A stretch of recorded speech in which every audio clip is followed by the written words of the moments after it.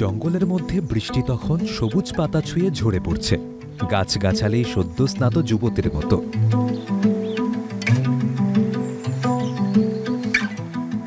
এরই মধ্যে হঠাৎ দেখা সাদা পাহাড়ের মতো, যেন বরফ আচ্ছাদিত হিমালয়ের এক টুকরো।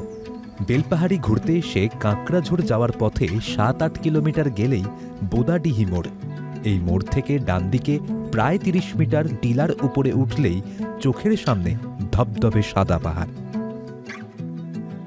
পৃথিবী জুড়ে অপার বিস্ময়। এ ধরনের সাদা পাথর বেলপাহাড়ির তল্লাটে আর কোথাও দেখা যায় না। স্থানীয়রা একে চাতন ডুংরি বলে। সমাজ মাধ্যমে এ পাহাড়ের ছবি ছড়িয়ে পড়ায় কেউ কেউ খোঁজ করে বটে, তবে এখনও পর্যটকদের ট্যুরিস্ট ডেস্টিনেশন হয়ে ওঠেনি। বিজ্ঞান অবশ্য বলছে এটি কোয়ার্টজাইট পাথর। এটি এক প্রকার রূপান্তরিত শিলা। উচ্চ চাপ আর তাপের কারণে বেলে পাথরের কোয়ার্টজ স্ফটিকগুলির পুনর্গঠন হয়ে কোয়ার্টজাইটের গঠন করে। বোদাডিহি মোড় সংলগ্ন টিলার ওপরেই শুধুমাত্র এই কোয়ার্টজাইট দেখা যায়। সবুজ জঙ্গলে এই সাদা পাহাড় রীতিমতো চোখ টানছে পর্যটকদের।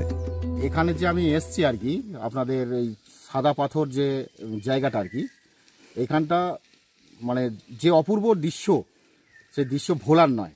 এখানে বর্তমানে যে পর্যটক আসে তাতে করে কি হয়েছে, এখানকার মানুষজন উপকৃত হয়েছে, আর তার সঙ্গে উইকেন্ডে হিসাবে মানুষের এখানে সমাগমটাও বেড়েছে আর কি।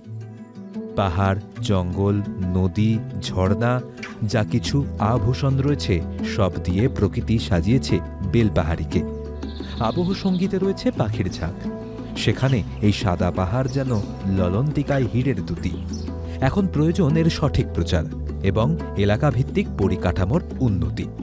তাহলেই অদূর ভবিষ্যতে এই সাদা পাহাড় বাংলার ভ্রমণ মানচিত্রে নিজের জায়গা করে নেবে। বিদেশ বিরার রিপোর্ট, ক্যালকাটা টেলিভিশন নেটওয়ার্ক।